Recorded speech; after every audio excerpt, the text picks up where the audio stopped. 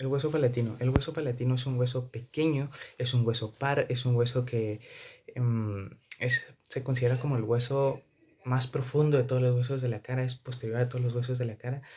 Más específicamente es posterior al hueso maxilar y es considerado como una eh, lámina ósea delgada, irregular y por tanto es un hueso asimétrico.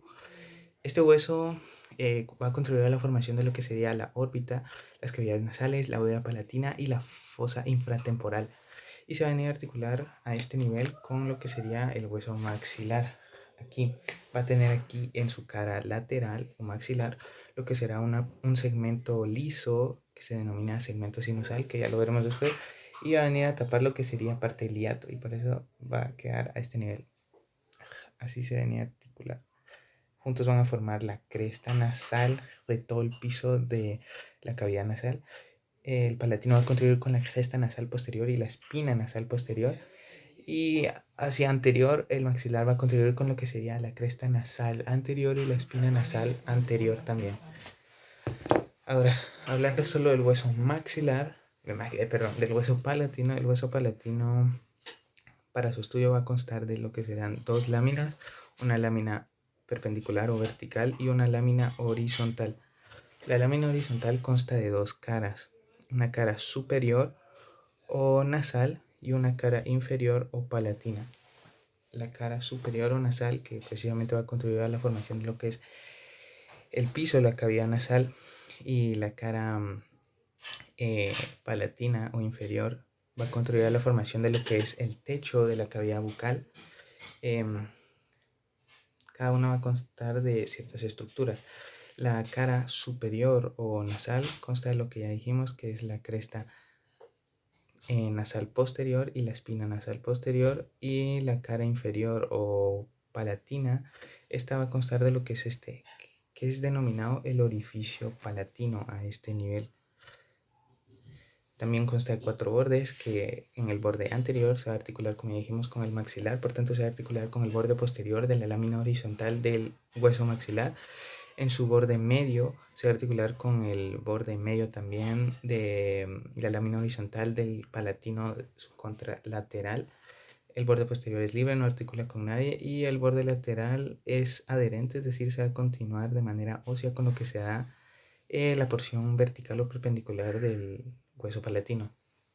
El hueso palatino consta de también su porción vertical o perpendicular, y esta consta de dos caras a su vez. La cara medial, que consta de dos crestas. En la cara medial o nasal consta de dos crestas, que será la cresta etmoidal, que se va a venir a articular con lo que sería el extremo posterior del cornete medio del hueso etmoides, y la cresta conchal o cresta del cornete, que esta se viene a articular con el extremo posterior del cornete inferior, es decir, el cornete independiente o el hueso independiente. Y bueno, esto en su cara medial o nasal, y ahora en su cara lateral o maxilar, porque se van a ir a juntar con el maxilar, consta de cuatro segmentos. El segmento sinusal, que ya dijimos que va a tapar cierta parte de lo que es el hiato del seno maxilar. Este segmento rugoso, que se van a ir a articular precisamente con la cara media del maxilar, la cara medial del maxilar. En el segmento intertérigo maxilar, bueno, este segmento, perdón, se llama segmento maxilar y se van a ir a articular con la cara medial del hueso maxilar.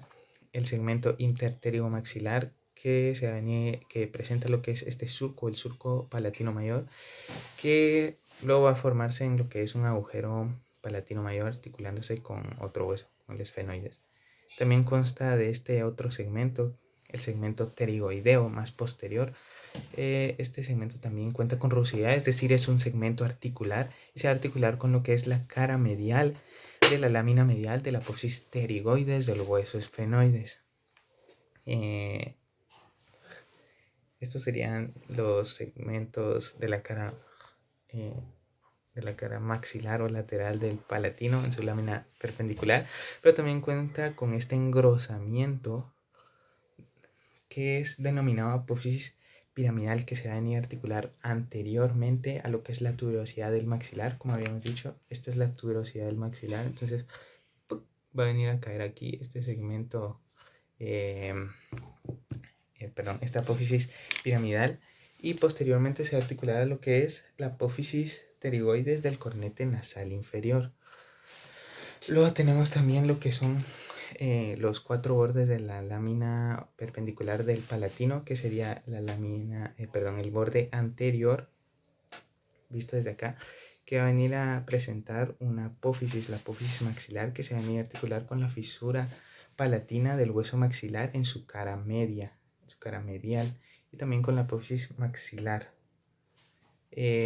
También tenemos el segmento, el borde superior de esta lámina perpendicular, que va a constar de 2 salientes óseas, que son denominadas esta apófisis orbitaria, que presenta 5 carías, que son la caría palatina, esta superior, la caría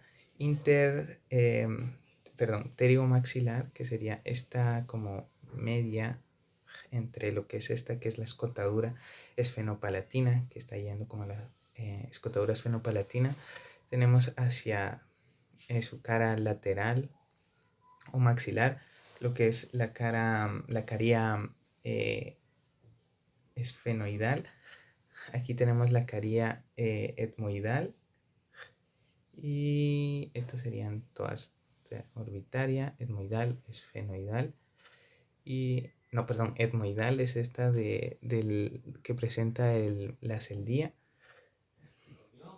La esfenoidal, que estaría en esta cara medial, la palatina en su cara lateral o maxilar, la pterigomaxilar, que estaría aquí yendo a la escotadura esfenopalatina, y la orbitaria, que es superior, que precisamente va a contribuir a la formación del piso de la órbita. La caría pterigomaxilar va a contribuir a la formación de lo que es el trasfondo de la fosa infratemporal. La caría palatina, aquí, se va a articular con lo que es el trígono maxilar del borde posterior del hueso maxilar, esta en su cara maxilar, como habíamos dicho.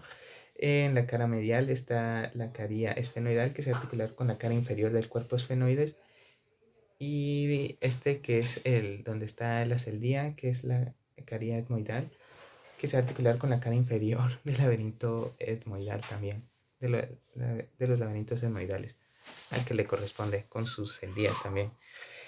El borde inferior es adherente, se va a continuar con la lámina horizontal del palatino, y el borde posterior presenta la apófisis esfenoidal. Bueno, perdón, el borde posterior, que sería este de acá, no presenta estructura como tal. Como dijimos, esta apófisis era un engrosamiento, la apófisis piramidal era un engrosamiento de la cara lateral. Entonces el borde posterior no presenta nada, y el borde inferior es adherente. Y también, el borde superior presenta esta otra apófisis, que es la apófisis esfenoidal. Es esta, apófisis orbitaria y apófisis esfenoidal. Y eso sería todo el hueso palatino que está.